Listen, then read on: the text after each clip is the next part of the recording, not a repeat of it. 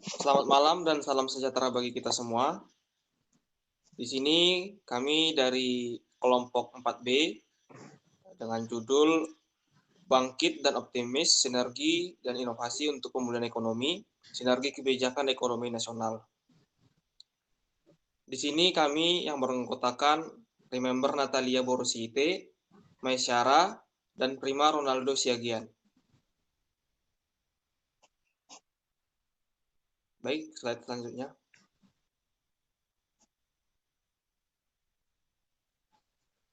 Baik, di sini kami akan menjelaskan pendahuluan di mana para pengamat ekonomi dan lembaga internasional seperti IMF, Bank Dunia, dan OECD memprediksikan akan terjadi resesi ekonomi dunia pada tahun 2020. Resesi tersebut akan dialami lebih dalam oleh negara-negara maju. Seperti Indonesia diperkirakan akan mengalami resesi, namun resesi ringan atau mild recession. Karena kontraksi ekonomi diperkirakan hanya sekitar -3 sampai 0% dan tidak akan berlangsung lama, yaitu hanya sekitar 2 triwulan.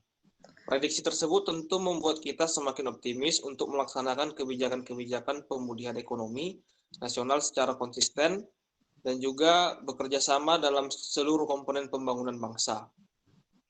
Dan juga pemerintah pusat mengambil kebijakan pemulihan ekonomi yang holistik, di mana pelaksanaan kebijakan tersebut harus didukung oleh pemerintah daerah. Slide selanjutnya. Di sini kami kelompok 4B mengemukakan beberapa rumusan masalah yang diantaranya yaitu pengertian COVID-19 dan kebijakan yang dilakukan pemerintah dalam penanganannya. Selanjutnya, bagaimana pengaruh yang ditimbulkan oleh COVID-19 terhadap perekonomian Indonesia. Selanjutnya, bagaimana stabilisasi yang dilakukan oleh pemerintah dalam menangani perekonomian. Lalu bagaimana stabilisasi yang dilakukan oleh Bank Indonesia atau lembaga keuangan, dan juga bagaimana pengendalian inflasi dari tahun 2022 sampai 2024. Baik, slide selanjutnya. Lalu kita akan masuk kepada pembahasan tentang pengertian apa itu COVID-19 atau COVID-19 dan juga apa saja kebijakan-kebijakan yang dilakukan pemerintah dalam penanganannya. Di sini pengertian COVID-19 yaitu adalah kumpulan virus yang menginfeksi sistem pernapasan. Pada banyak kasus, virus ini hanya menyebabkan infeksi pernapasan ringan seperti flu. Lalu kebijakan yang dilakukan pemerintah dalam penanganannya.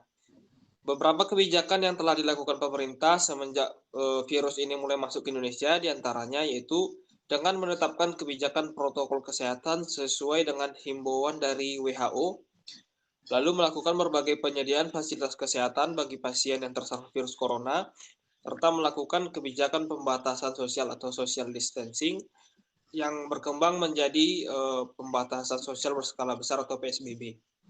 Dan juga di beberapa wilayah di Indonesia, khususnya daerah yang rentan terserang virus corona. Baik, materi selanjutnya akan dilanjutkan oleh rekan saya Remember Natalia. Kepada rekan saya Remember Natalia, saya persilakan. Selanjutnya saya akan menjelaskan COVID-19 terhadap perekonomian Indonesia. Yang pertama yaitu terjadinya PHK besar-besaran. Hasil data yang didapat yaitu 1,5 juta pekerja di rumah terkena PHK atau pemutusan hubungan kerja, yang mana 90% pekerja dirumahkan dan pekerja yang di PHK sebesar 10%. Kemudian yaitu terjadinya inflasi yang telah mencapai pada angka 2,96% year on year atau YOY yang telah disumbangkan dari harga emas dan komoditas pangan pada Maret 2020. Kemudian yaitu terjadinya keterlambatan penerbangan yang mengakibatkan penurunan pendapatan di sektor penerbangan tersebut. Kerugian yang dirasakan mencapai 207 miliar rupiah. Batalnya penerbangan tersebut sebanyak 12,703 pada 15 bandara pada bulan Januari sampai Maret 2020.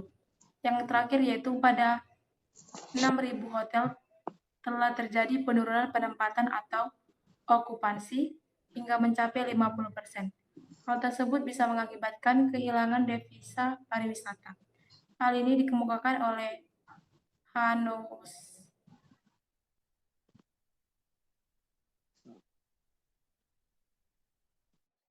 Hal itu dikemukakan oleh Hanoa Tubun pada tahun 2020.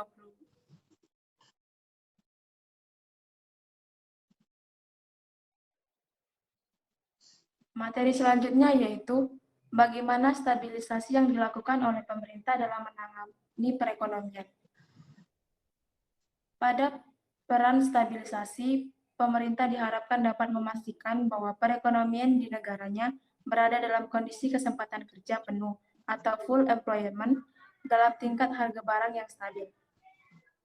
Yang pertama yaitu selama wabah pandemi COVID-19 terjadi di Indonesia terhitung dari bulan Maret sampai Juli, peran stabilisasi pemerintah adalah terus menstabilkan harga bahan pangan pokok di berbagai penjuru Indonesia. Yang kedua yaitu pemberian stimulus ekonomi bagi para pengusaha ataupun UMKM atau usaha kecil menengah agar mampu berdiri di masa pandemi ini sehingga diharapkan agar tetap dapat menunaikan pembayaran gaji pegawainya. Yang terakhir yaitu program pengembangan perluasan kesempatan kerja bagi pekerja atau buruh yang berdampak pandemi seperti program padat karya dan kewirausahaan. Sekian dari materi yang dapat saya sampaikan, saya kembalikan kepada moderator. Baiklah, terima kasih kepada saudara Remember. Dan pembahasan materi selanjutnya akan dilanjutkan oleh rekan saya, Maisyarah. Kepada Maisyarah kami persilakan. Baiklah, materi selanjutnya adalah bagaimana stabilisasi yang dilakukan oleh Bank Indonesia. Pandemi COVID-19 menyebabkan stabilitas sistem keuangan mengalami penurunan. Ketidakseimbangan kas negara dan nilai rupiah menyebabkan banyaknya terjadi kekacauan dalam sistem keuangan Indonesia. Bank Indonesia harus terlibat untuk membantu menyelesaikan krisis keuangan yang dihadapi oleh sektor korporasi selaku debitur bank. Bank Indonesia memberikan fasilitas pembiayaan darurat, membentuk institusi yang menjamin deposan kecil sebagai pengganti blanket guarante yang tidak best practice. Bank Indonesia berperan aktif dalam persiapan pendirian LPS, membentuk wadah terkoordinasi terkait dengan stabilitas sistem keuangan terbaik secara internal dan eksternal. Selanjutnya, bagaimana pengendalian inflasi tahun 2022 sampai dengan tahun 2024?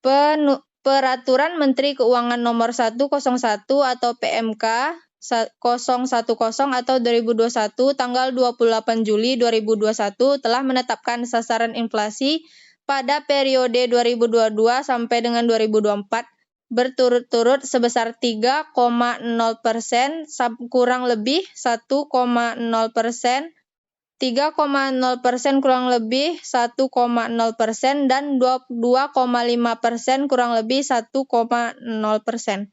Untuk mencapai target tersebut telah disusun peta jalan pengendalian inflasi 2024 sampai 2022 sampai dengan 2024 yang sejalan dengan arahan Presiden pada Rapat Koordinasi Nasional Pengendalian Inflasi 2021.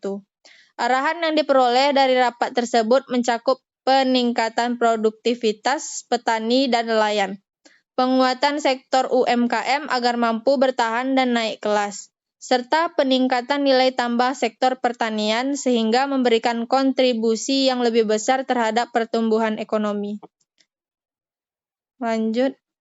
Kesimpulannya adalah pandemi COVID-19 menyebabkan stabilitas sistem keuangan mengalami penurunan. Ketidakseimbangan kas negara dan nilai rupiah menyebabkan banyaknya terjadi kekacauan dalam sistem keuangan Indonesia. Berdasarkan hasil penelitian dari Lintangsari tahun 2018 menghasilkan bahwa salah satu faktor yang juga berpengaruh pada tingkat kestabilan sistem keuangan yaitu kegiatan transaksi e-money karena menyebabkan nilai suku bunga tidak stabil. Hal ini menyebabkan BI harus menerapkan kebijakan agar tidak terjadinya penurunan tingkat suku bunga secara terus-menerus. Diharapkan di tahun 2022 perekonomian Indonesia dapat bertahan di tengah krisis ekonomi dunia saat ini. Baiklah, saya kembalikan kepada Prima. Baiklah, demikian hasil presentasi kami dari kelompok 4B. Lebih dan kurang kami minta maaf. Atas perhatiannya kami ucapkan terima kasih dan selamat malam. Salam sejahtera bagi kita semua.